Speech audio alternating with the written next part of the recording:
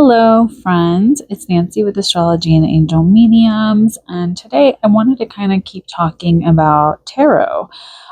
So tarot is something that I really do enjoy and use it in all of my readings, actually. And I think that it's such a beautiful tool to utilize. But I know for a lot of people, especially when they're first starting out, it can just feel a little bit daunting or maybe just a little bit overwhelming because of all of the information and then feeling like you have to have it right. So, today I wanted to talk about the Major Arcana, which is going to be the first 22 cards. And we're going to just kind of talk about the different themes and things like that. So I still have this learning tarot cards deck over here. And then I also have a copy of the Mystic Mondays first 22 cards. Now, this is something that was sent to me, like, I don't even know, probably 10 years ago now. It's like forever ago. From the creator before she actually was able to complete the actual whole entire deck for me to just kind of see what she was working on. And so I've always kept it because it's nice to have just the majors, because sometimes it's nice to be able to do readings with just major cards. All right, so I wanted to talk. So here we have. So whenever we're talking about the major cards, we're going to talk about the first 22 cards that come up. So this is going to be those main themes like the Fool, the Magician. I'm going to move that over. The High Priestess, the Empress, the Emperor, the Chariot. The Hierophant. Oh my God, I don't even know what I'm talking about today. The Lovers, and also the Chariot. All right, so the thing with the major cards is, yes, we do have these 22 first cards, right? And essentially there is like this theory, or even just a lot of study that's been done that talks about the tarot is the Fool going throughout the entire tarot deck. And these are the different people that he meets, the different experiences that he goes through, and just the different aspects and elements that kind of play into everything that we may experience in life. So I think of these first 8 cards as the earthly journey. And essentially it's really about, what we're all going to experience whenever we're out there searching for adventure and experience as the Fool. And I think the biggest thing with this is that, it's like, the Fool is out doing his own thing. He's taken an opportunity to kind of go out into the world, and then he meets the Magician. And then after that, he meets the High Priestess, and then he meets the Empress, and then he meets the Emperor, and then he meets the Hierophant, and then he also, continues on his journey, and then he finds his true love with the Lovers. And then after that, he becomes powerful, or as powerful as he can within this like human earthly experience. And so then he really transforms what he's trying to do by kind of trying to go back out into the world with the Chariot. Sorry, my brain was like buffering there for a second. And so it's almost like saying these are going to be some of like the more important lessons that many of us are concerned with whenever we're first starting out in our lives.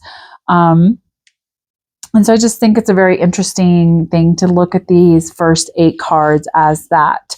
So I'm going to try not to mix these up too much because I'm trying to keep them in order, because as much fun as it is to put everything back, I really don't want to. All right, so then we move on to the next 7 cards. And so these cards are going to reflect what the Fool has to kind of overcome. So we have these next 7 cards, right? And this is essentially going to cover the spiritual journey. So here we talk about, the Fool has to understand the power that resides within him. I cannot talk today. Within him. So it's going to be about like the physical over material dominance. And so that's where we get strength. And this is following the Rider-Waite-Smith tradition. There are decks that flip the Strength card and the Justice card.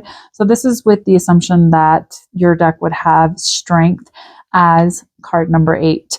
But then we also have him having to remove himself from society, going within, seeking himself out with the Hermit.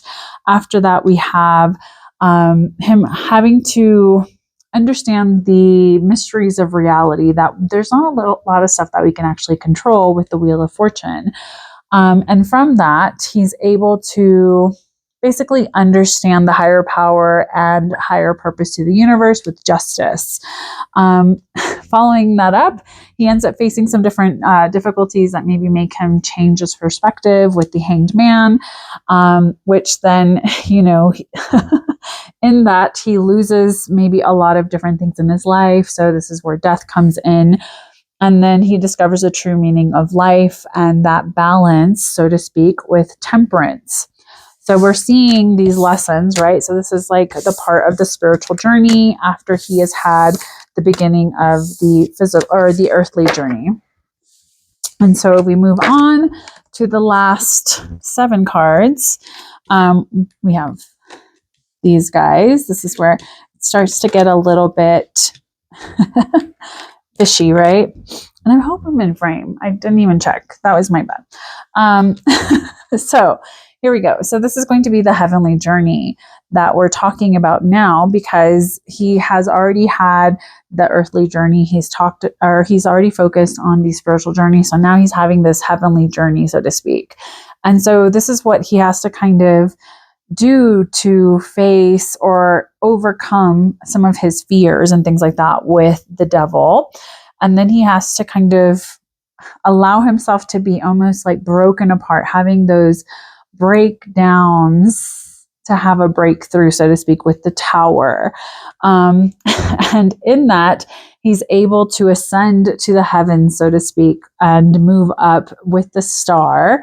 And then he's able to essentially kind of say, like, in that he, sees the moon, he understands and becomes one with the sun.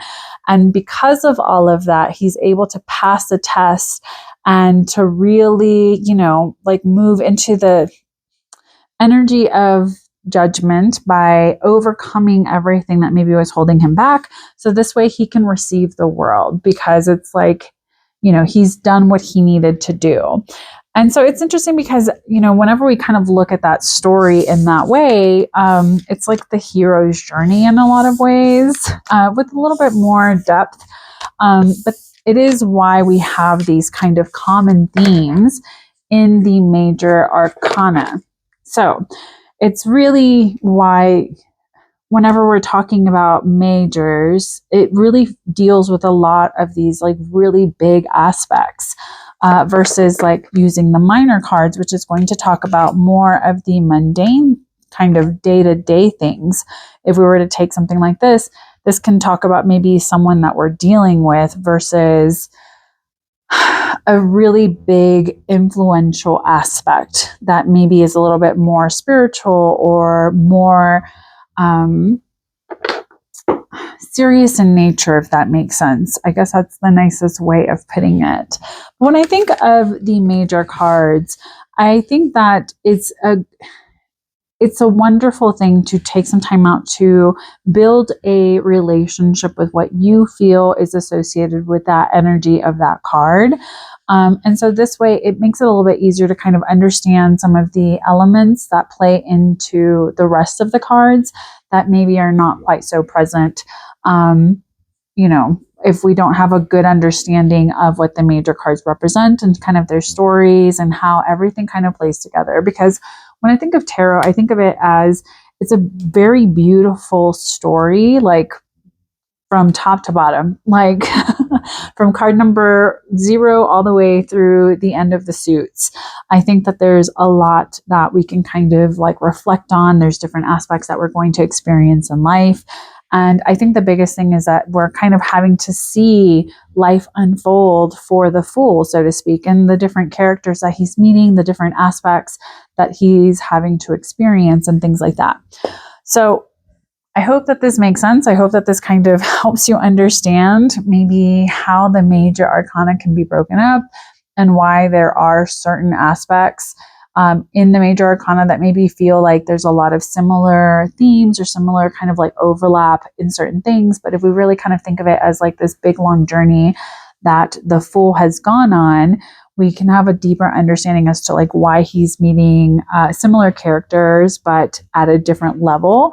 I hope that that makes sense, and I hope that you are enjoying and this little kind of intro to tarot series that I would love to talk about. But I wanted to kind of talk about everything on a grand scale and then maybe kind of dive a little bit deeper into it by making different videos and talking about each of the individual cards. But first, I'm going to talk about these main themes, these big things that I feel are also very important in understanding how tarot works and why tarot is maybe structured the way that it is.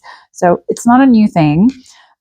There's so much information out there. Please do your due diligence and find works that help you understand what you're trying to learn a little bit better. But I hope that this helps. Have a good one. Take care. Stay safe. And as always, make good choices. Bye.